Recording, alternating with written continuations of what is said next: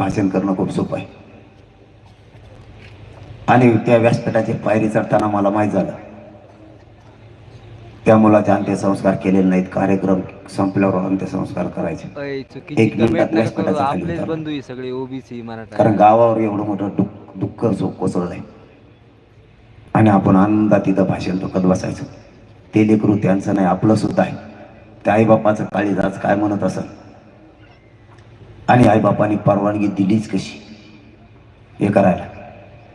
साहेब ही साधी सोपी गोष्ट नाही. एवढी मोठी एकजूट आली, समाज काही त्याग करायला तयार झाला. त्या पिंपळवंडील सुद्धा बीड तालुक्यात कार्यक्रम होता सप्ताहाचा. आणि सध्या परिस्थिती अशी, लग्न जर असलं, लग्न जर झालं